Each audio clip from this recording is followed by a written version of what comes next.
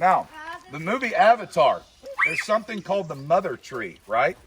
And all those cool little blue alien people, they'll take their hair and they like plug it into the mother tree's roots, and then they can like hear their ancestors and everything around them. Very cool, right? Well, believe it or not, it's actually kind of real. I'm not talking about plugging your hair in a thing and hearing the ancestors, but Earth really does have a mother tree. But it's not a tree, it's a mushroom. So imagine this, guys. When you see a mushroom pop out of the ground, that's like seeing the peach on a peach tree. There's a whole lot more to that peach tree than just the peach, right? There's the branches, the leaves, the roots, all this. So imagine underneath us, all over planet Earth, is a spider web underground made up of mushroom roots. And it's like a network. You can think of this as the real World Wide Web. It's the real internet. So this is how plants communicate with each other, how plants can give nutrients to each other. There's a mushroom called mycelium in the earth. So when I take my foot and I take a step down, right now underneath my foot there is 300 miles of mycelium networks just underneath my foot. When I pick my foot up, those 300 miles of roads and networks are moving around, grabbing different organic matters, converting them into nutrients for different plants. This is how things tick in nature, guys. Believe it or not, but that tree right there can feel sorry for this tree of a different species and give him phosphorus or give him nitrogen. They can talk to each other. Imagine that, dude. If I could walk up to a raccoon and be like, "What's up, Carl? How was your day, bro?" Like, "Dude, it was killer, Captain. I found these awesome berries. Here, you want some?" And I didn't get eaten. You know, like, I had those conversations in my head with Carl the raccoon, but he's not really talking to me, you know? Imagine, though, that these plants, different species, can communicate with each other.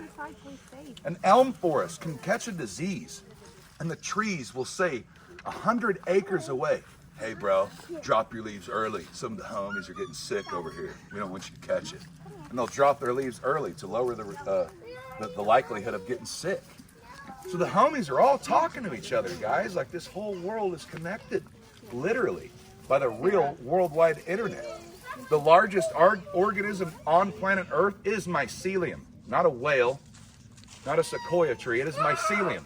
The biggest one that, like, living, interacting, is the size of the state of Oregon. Literally. Like, before it's cut up and broken.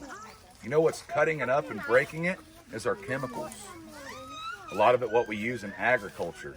You know, like Roundup, I don't even care if it causes the cancer. Oh, I do. But what I'm saying is I've got enough proof on paper that we still shouldn't be using it because it's destroying our cation exchange capacities, which is the ability for the soil to transfer nutrients to the plant. And it's destroying our micro homies. So the micro homies are like mycelium and rhizobium, the little homie that hangs out by the legume plants and transfers atmospheric nitrogen and the convertible nitrogen. So imagine, guys, just in this soil, right here, there are more micro homies in my hand than there are people on planet Earth. There's a whole universe in my hand right now. The soil is alive. And believe it or not, that 95% of terrestrial life, which means life that lives on land, lives in the soil, not above it. All of us plants and animals, we only make up 5% of what's in the soil. Everything mostly is underneath it. So if we keep using our chemicals and destroying the micro homies, they're not allowed to make those phone calls. "Hey, what up, homie? I need some nitrogen. I need some phosphorus." It's like destroying the phone calls. But if we were to stop using chemicals like Monsanto's chemicals, we would literally turn this worldwide web, this internet connection of micro homies, into a Wi-Fi booster. The homies would be rolling on like 5G, like Verizon style. You know what I mean? Just think about it. You can have the brand new iPhone 12. It don't work if you don't have a connector, right? If you don't have a carrier. So if we can think like that in cell phones, maybe we should start thinking like that in agriculturally speaking, you know? Definitely worth an idea. You love them grasshoppers. I love that.